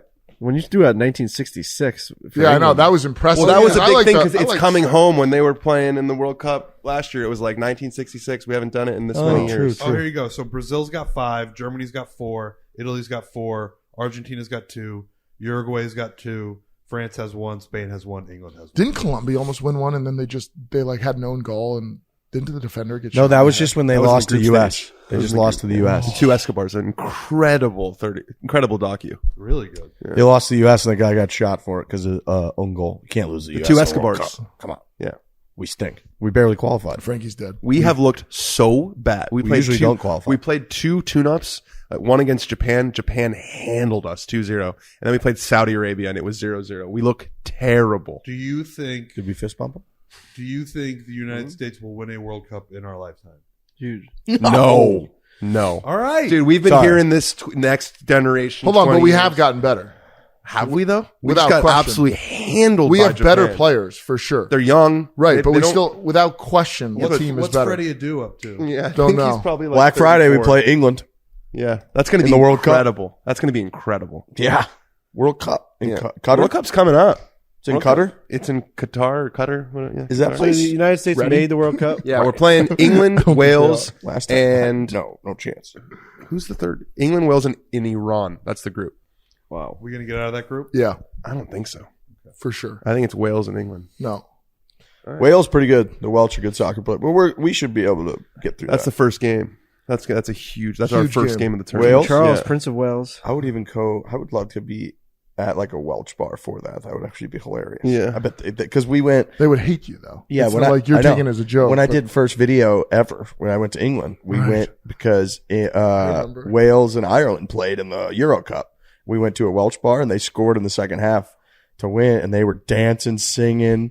It was awesome. Now you're right. They would hate me. Yeah, Like, but because I'm just now saying, you're bringing there's- an American vibe I into know. this. We would just be there like, I don't know. Well, the thing is, you don't care. It's all they care about. True, and if we win, you're walking They out might like, hang me from the rafters. yeah, it's like, oh, it's just Sunday or whatever day. it Not is. like Who from the cares? rafters. They might hang me And like they're outside. miserable for 4 years. Yeah, that's true. That's a fair point. I think water polo was a great answer to that. Yeah. it's the hardest sport ever for It's no so reason. hard. Tread Name water. one water polo player. They're doing, no one cares. Dude, the goalies. when Johnny they do- Hooper. Ryan, is it Ryan from The Office? OC? Oh. Ryan Atwood. Did he play water polo? No, he hated the water He hated the polo water players. polo bros. Luke was the water The guy polo that was player. originally banging Marissa. Johnny Hooper, I grew up with, played on the Olympic team last year. Is he on steroids? No, he was actually like the small guy on the team forward. He was a goal scorer. Johnny Hooper. How do they tread water for that long? They got stronger legs than you do. Dude, those little hip swivels they do. My favorite is the goalie when they have to get big because they stay low, like their head just above water, and then they get up. They have to. Do you know that move they do? The way he wiggled up. No, but if I were the goalie, I'd absolutely be holding on to the goal underwater. Just like, oh, it's so hard treading water. I think they probably do when the My legs are ball's so at the other tired. end. Guys, can you believe how tired our legs are? And I'd just be holding on. Oh, they probably got cameras under there. Yeah, you get canceled. They probably electrify maybe. You get shock cut. them. Oh. I slept for 20 minutes last night, and one of my little dreams I had was I was waiting online to get ice for my back because I think my body was telling me how bad my back hurt and my shoulder. That I remember I was at like some like hotel, and it was an outdoor pool, and everyone was waiting in this line to get like towels, and I was online waiting to get like ice for my shoulder. And then I woke up and I had shoulder pain. I was just like, I'm in a fucking nightmare right now. The good news, quote unquote, good news is, so we've been traveling a lot this year, as we've documented well. But this is sort of, in terms of a travel series, I think this is probably the last big one. Mhm. We got TaylorMade Media Day. Yeah, we got TaylorMade Media Day coming up pretty in a much couple it. weeks. But like, and again, it's champagne problems because the trips we go on are Mhm. insanely awesome. But it is kind of wrapping up in terms of our travel. So, but it has been nice being able to do the podcast in person a bunch. Yeah. Mhm. It's good to see you guys again. It's good to see you. Fantastic. Lurch. know? Nice I'll having you see here, big as fella. well. Yeah. I'm going straight to Turning Stone from this. Yeah. I'm playing that Ottenute course. Is that how you call it? Is that I'm what not you call sure. it? Ottenute. You guys are Ottenute? playing the par 3 course in about 24 minutes. What? 9:06. Isn't it 9:30 tee time? Mhm. We gotta get moving. You're not playing that? I'll play. We can I play thought as you- five. Matt Can't said wait. we could. Oh, fuck yeah, I'm playing. Oh, I thought you couldn't play. No, I'm playing. Shh. You can't. Let's just leave it. I'm All playing. right. Cut that. Let's just leave it. Cut that. Maybe you'll take my spot. After years of fine print contracts and getting ripped off by big wireless providers, if we've learned anything, it's that there's always a catch. But Mint Mobile, okay, pay attention here, offers premium wireless starting at just $15 a month, and there is no catch. Mint Mobile's secret sauce that they're the first company to sell wireless service online only. They cut out the cost of retail stores, pass those sweet savings directly to you. For anyone who hates their phone bill, Mint Mobile offers premium wireless for just $15 a month. Mint Mobile gives you the best rate whether you're buying for one or for a family. And at Mint, families start at 2 lines. All plans come with unlimited talk and tax plus high-speed data delivered on the nation's largest 5G network. Use your own phone with any Mint Mobile plan and keep your same phone number along with all your existing contacts. Switch to Mint Mobile and get premium wireless service starting at just $15 a month. To get your new wireless plan for just $15 a month and get the plan shipped to your door for free, go to mintmobile.com/4. That's mintmobile.com/4. Cut your wireless bill to $15 a month at mintmobile.com/4. Should we throw it to our good friend, Mr. Cole Swindell? Yeah, let's do it. All right. Hit it hard. We'll be back on Tuesday next week. Hit it hard. Hit it hard. Hit it hard. With Vroom, you can buy a car entirely online, have it delivered straight to you, so you never have to go to a dealership again. That's nice. You get to avoid dealerships. Love that. Love that. I haven't been to a car I'm dealership. intimidated by dealerships. Me too. I really am. With It's- Vroom, It's pretty amazing that you can just buy a car. You saying you can buy it online and that you can just, that's it? you can buy entirely online. That's amazing. Actually. With Vroom, you can browse thousands of cars, Trent Ryan, in one place, so you don't have to spend your weekend driving out to a million different dealerships or meeting up with a stranger to buy a car. I think I know what they're trying to say there, and that's that, car dealership guys are not the people you're trying to meet I up just with. know. They get a bad rap for sure. All I can do. think about when I hear car dealership guy is the Borat scene You guys know what I'm talking about? Oh, I don't know that. I When can't he's like, remember it. if I want a car to run over gypsies or something. Oh, I haven't seen Guys Borat. like the summer will probably do it. I have not seen Borat in so long, but I do know that I think car dealers, the salesmen, they get a bad reputation, but they have certain guys have set that for them. Where I feel like when I walk on there, I'm like, it's like lions, and I'm like, oh boy, and I'm covered in blood. Mm-hmm. I'm scared. When you shop on Vroom.com, you never have to haggle or negotiate the price of a car. When you sell your car on Vroom, you get a price instantly, so you don't have to waste time at a dealership or deal with flaky buyers. Vroom is entirely online. Next time you need to buy a car, just grab your phone, go to Vroom.com, and check out thousands of great cars. That's Vroom.com. Go check out Vroom.com. All right, we are now joined by Cole Swindell. You are now a veteran of the podcast here, the Foreplay podcast. You're currently on a 3-week #1 streak with She Had Me at Heads Carolina, 2 CMA nominations, Video and Vocal Event of the Year with Lainey Wilson on Never Say Never. You have a new album, Stereotype, which was released in April. And, you know, you're just on a run right now. When we first talked to you, I feel like things were just starting to get going. And now you're on the other side of it, and you're just on a fucking path to the moon, man. What's up? How's it feel? How's it all feel? Oh, man, it feels great. Like I said, I don't remember the last time we talked, but yeah, it was, I don't know if it was the pandemic or what, but there wasn't much going on. And it was just a weird time. It felt like I was still waiting to put this album out. And, now that it's out and all the things that have followed, I'm just trying to keep up with y'all, but it feels amazing. It feels like everything's finally just clicking and falling into place. And I just know how grateful I am. So I'm happy to be here. I think it was in the middle of the pandemic when we last talked, and you weren't doing shows. Nobody was doing shows. I imagine you're out there doing shows now. What's it like to get back out there? Obviously, you've probably been doing it for a little bit now. Yeah, no, but it's still we hadn't gotten tired of them. I know that was a weird time, just not knowing, no matter what you do. I mean, what if we were going to get back to doing it other than just virtual stuff? And to be back, I knew how much I love what I did, but I didn't know just the human interaction, the fans, the energy, the everything, man. It's just, I think everybody probably has a brand new appreciation of no matter what you do, just being able to still do it. And I know that's the case for me in my camp, man. It's been amazing to see the people back out in the crowds and fans that had your back through the pandemic and still got it now. And we're trying to keep growing it. How long did you work on this album for? Gosh, too long. It's, probably, I think it ended up being over 3 years since my last album. So, you didn't know what was going to happen. I just knew I wanted this to be, how long you're going to get to do it. And I've been, blessed to have some success, but I feel like this album was going to be a turning point for me. And from, the first single to the duet with Lainey Wilson to now this song that's bigger than anything I've ever had in 10 years is, you just can't help but just wonder. I don't know what the hell's going on, but I'm going to keep riding it because it feels incredible. When you're collabing with someone like Lainey, and I know Hardy's on the album, like, is that a text message? Or are you just like, hey, I want to work, I got something that works for you, or like, how does that work? Yeah, that's a great point, because I think it just depends on the person, how close you are with them. And also, I don't like putting people on the spot, and I don't like to be really put on the spot. And I feel like when you're directly talking to somebody like that, they have to either say no or, we have managers and stuff in the business, record labels that can kind of deal with that. But those two are pretty close to me. Lainey, I remember texting her about the duet, and that was the longest 3.5 minutes of my life waiting on her to text back. I didn't know if she hated it. It's like, this sucks, I'm not doing it. But she was actually on vacation. She said her story is hilarious. That she was drinking a pina colada. So I'm like, so that's probably why you agreed to it. But either way, it's that worked out.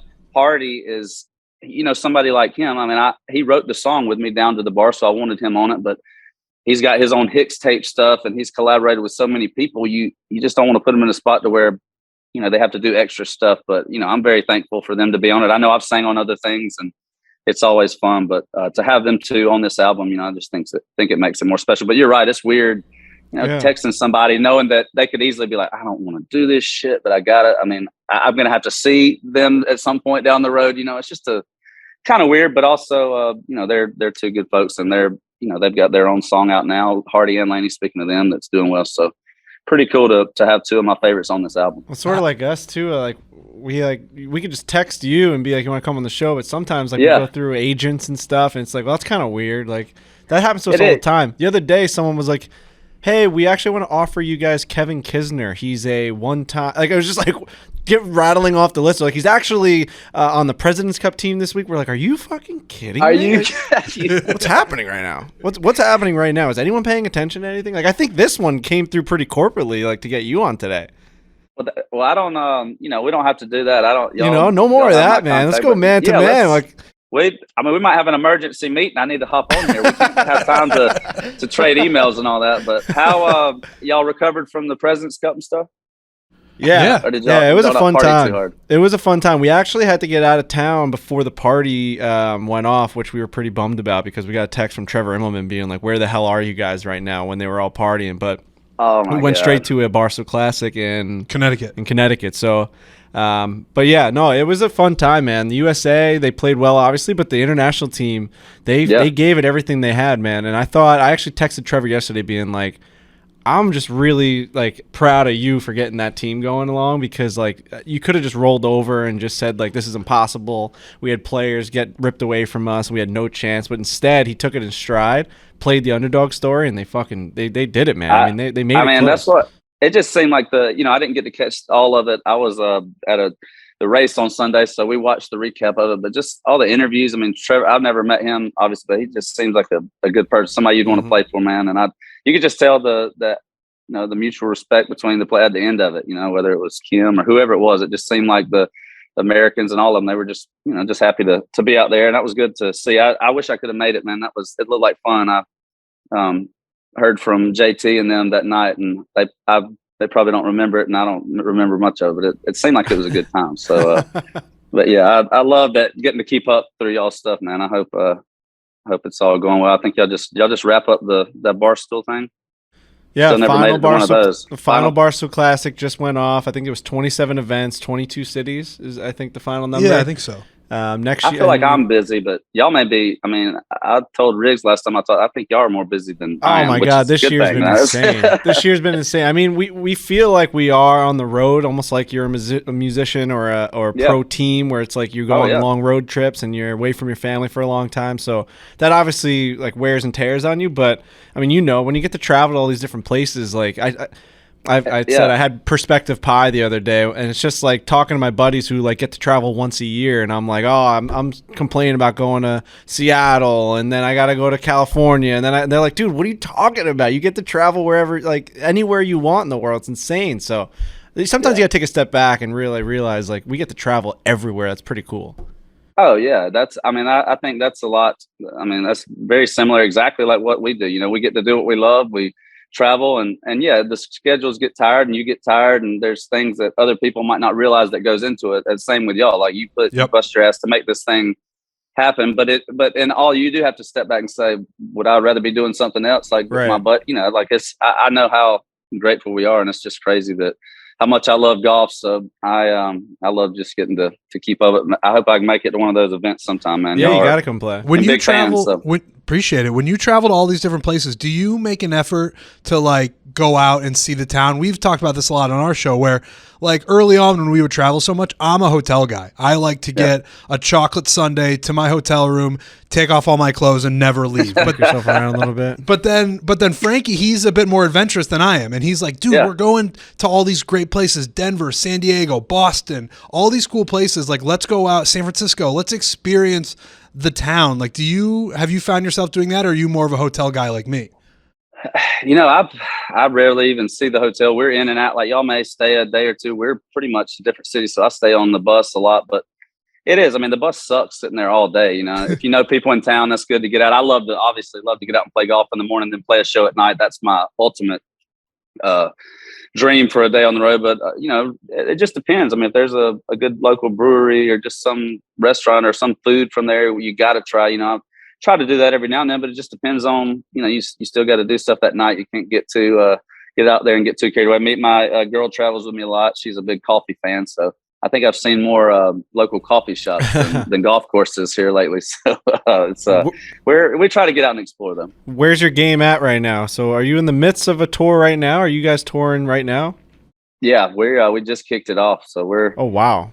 just kicked it off. Yeah, out in Texas, the routing. We were out on the West Coast for 12 days, like 6 or 7 shows, then came back, then back to Texas, then back. We're going back to Texas. Holy shit. It's just the routing is crazy, but that's just, everybody, I think, coming back in the industry, booking shows and getting back at it at the same time. This caused whether you're looking for buses or whatever it is, it's just everybody's back rocking, which is good to see. But sometimes the routing isn't, ideal. But once again, I'm riding on a bus and getting to play my music for people that appreciate it. That's so it's been good. It's good to have the tour kick back off though. So where's your game at? Are you playing a lot right now, or are you too busy? Trying to. When somebody's like, "So what's your game?" I said, "About short and straight, short as hell." Like if I could, I just can't. I don't know. I've played, my whole life. I'm a huge golf fan, but it just some of these courses, and especially my buddies, all of you too. I mean, y'all crush it, dude. It's mentally exhausting to hit a hybrid into a par 4 every hole. It's just some of these tee boxes are too far for me. So, you know what I mean? We need to, 100%. Okay. Trent Daddy knows what you mean. 100%. Yeah, it's just, and people are like, "Damn, your short game's pretty good." I'm like, "Hell, it's got to be. I got to get up and down when I finally get my ass up here." So it's, I just love to play, and like I said, it's something that other than music, I mean, it really is. I think I need more hobbies, but I freaking love golf so much. Like I said, people may love to do what I do, but I'd like to get around and go get to hang with Tiger and Kiz and JT and everybody every other weekend. That'd be pretty cool in my book too. So I don't know. I got to come hang with y'all sometime, but we got to get y'all to a show. If any of y'all or your family, anybody, wherever around, y'all let me know, man. Y'all are always welcome.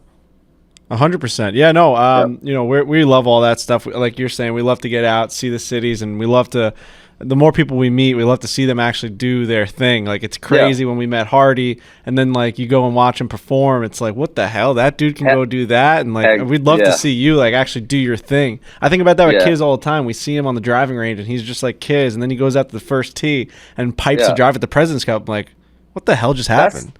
That's the dude. That's such a great point, man. I mean, that goes back to me for music artists that I've met before, and then see them go out and do their thing on stage, but then to now be friends with athletes, and it's the same thing. We're all, they're real people. It's just everybody's got to be good at something, and they're really, really good at what they do, and we just so happen to be fans of it. So. I actually can't believe that Kevin Kisner is that good of a professional golfer. When he walked out through that tunnel and then hit the shot, so I was almost like, why are they letting him do that? You know what I mean? Like, that's the craziest thing I've ever seen, that they're letting him hit that shot there. But you are right, Cole. They're regular people. I think Kiz is like the most regular. But these people are like, at the end of the day, they have this incredible talent, but at some point they just go home and they got kids and they got a family, the whole deal. Absolutely. And don't get me wrong. All of them probably aren't. Like Kiz is special. I mean, he really seems like somebody I grew up with in Georgia, he just, but a lot of them are like that. JT's like that. Max is, I mean, me and him have kept in touch over I'll just, people like that are great at what they do, but see the benefits of being good to people, like what an influence you really are, not just on the course, but just, being good to folks. I think that's such a huge part of it. And it's not hard to do. That's the thing. But when you see somebody, you love what they do, respect them, and then meet them, and they're even the cooler person, that's just, that's as good as it gets for me. When you're doing a live show, we have this comedic band. It's a parody band, Pup Punk, and like I'm playing all these shows now. I've been playing the drums my whole life, but now like I actually have to perform. And it's the same with golf, where when you get adrenaline, you definitely speed up and you start to like swing harder. And in the drums, for me, it's all about tempo. And so when we're playing these shows, I always feel like when it's live, I'm always playing quicker, and it's just like kind of messing up the tempo. Have you ever, like, how do you deal with that when you're playing a live show? Do you feel like you rush a little bit when you're in front of a big crowd? Yeah, I could see that totally happening. I mean, for me, it's not rush, it's breathing. If there's a big TV moment or an award show that's live, it's like, I cannot F this up. I mean, that's, and the thing is about breathing, when you're breathing, you can't sing if you can't breathe right. So being able to control that, which all those moments don't come along very often. Whether it's just a show or whatever, I'm usually pretty good, but sometimes I get my adrenaline, you can't control that. I run out there a little too hot sometimes and have to calm down, stay at the mic stand for a song or two to get my breath back. But no, it's I could definitely see. I would bet my drummer and guitar player, they would tell you the same thing. If you don't have something keeping the actual tempo, I mean, it's easy to get lost in the moment and play too fast. I think it's harder for that, like the guitar stuff. Like that's got to be hard to keep it on Yeah, I get out there because I don't know what the fuck I'm doing, but I get out there and it's like, oh, it's like everyone's jumping and I'm like, I want to go faster and louder and harder. It's like, exactly. but the song gets worse as you do that. You know what I mean? You got to stay within your tempo. And we also don't have all the technology. We don't have all the tracks and the clicks and stuff. We got to get to that level. But no, we just talked to Alfonso Ribeiro about just like staying within yourself in big moments. And yeah, I'm sure you have to deal with that all the time. So it's pretty cool to hear that no matter what you're in, you there's always like that adrenaline factor that you have to just like suck it in and just like fight through it.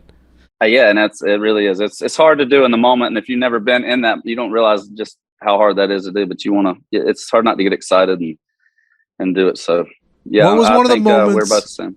What was one of the moments where you couldn't breathe, where you felt like, obviously getting to tour around and play your music in front of all these fans is a huge deal. What's a moment that stuck out to you where it was like, holy shit, I can't believe I'm doing this? Yeah. Other than the first song I ever played in college, that I couldn't breathe during that one. But other than that, it's usually been like a special show like the Ryman. I got my first headlining shows coming up there in Nashville, back-to-back nights. And I've never even had a tour show stop there. I've been there for charity events to just get up and do some songs. And I've never felt comfortable in there just because the history of it and all the people that have come before you, no matter what it is, you look up to all of them in a way we wouldn't be here without them. So that always gets me. And then any live, I had, we were playing Ain't Worth the Whiskey on one of the Good Morning America, some morning show. And it was right after the interview. And I'm getting up to go to the mics. And after the interview, the band kicks in, I hear the drums and I can't hear my in-ear monitors. I'm like, oh shit. So they came unplugged. So I had to sing the entire verse and chorus. It was just a bumper, TV bumpers. It wasn't the whole song, but it was enough to make I was not comfortable. I had to sing the whole thing with no ears. I don't even know how I think it actually turned out all right. I don't know how, because as y'all know, if you can't hear, you really can't sing. So that was a rough moment, but hey, we got through it, and that's all it is. I think, and also the more you've been in it, I mean, there were times I think early in my career, if something were to mess up on stage or the power goes out or what, I mean, you panic. You want everything to go perfectly, and it ain't going to happen. You do too much of it for everything to go perfect. So I think I've gotten better over the years, just rolling with it, man. Like our first show of the year the other night outside San Antonio, the whole power in the city, not just the venue, the city went out because a car hit a pole somewhere outside of San Antonio, and they had a generator. We got it going back in 30 minutes, but we were over there sipping on tequila, just chill, not knowing. I was like, hey, we're doing the show. I don't care if it's acoustic or what, but might be in the dark, but we're doing it. And I just think, having some experience and just realizing that it's not the end of the world, everything's not going to go perfect has kind of helped me. So what's next now? You have the new album that just came out in April, but now, like, are you working on a new one? Like, how does the music industry work? Are you able to kind of like just do this tour and then not have to worry about it, or are you constantly working on something new? Yeah, I mean, we're going in the studio here coming up in October to finish up. We're doing a deluxe version of the Stereotype album, something that I've never done. Usually move on to the next album, but I feel like this one's just, I've always wanted to do that, but you only do it really when it makes sense. And I feel like this one is my biggest one so far. And the song now, the She Had Me at Heads Carolina, what it's doing, I think, this deserves a deluxe. So we're going back in and recording 4 or 5 more that I'm excited about, and trying to get something together with the original singer of Heads Carolina, Tells California, Jody Messina. People ask me every day, when we need a remix. So we're working on that too. And just, I've got the awards coming up, like y'all said. So yeah, we're not really slowing down. The tour probably shuts down the end of the year, but I'm still, working on finishing up the deluxe part of the album and trying to fit in some golf when I can, I guess. Yeah, for sure, man. Well, we appreciate the time, man. I know you're busy and you're out this tour. We got to come see you one of these days. We have to get out there. And we got to golf too, so maybe we'll set up a whole day. Yeah, well, that's what I'd love to do. That if our paths cross, we can get some golf in the morning, and I'll take care of y'all that night. It'd be fun. If not, if y'all are ever in Nashville, we'll hit up Troubadour, whatever y'all want to do, man. Y'all are always welcome. Tell everybody I didn't see today hello. And yeah, I was gonna say Riggs isn't here, but if you want to talk any shit about him while he's not here, you are more than welcome to do that. I'm not a big shit talker, so y'all can just do that. Y'all can do that y'all. Give each other enough shit for me. I was gonna say you are a better man than us. I do have my bachelor party coming down to Nashville in April, so that's gonna be a problem. Could get weird. That could be real weird. All right, well, hey, y'all keep in touch and let's play some golf, and y'all are welcome anytime with me, boys. All right, man. Appreciate it. Thank you. Thank y'all so much. All right, be good. Yeah, man.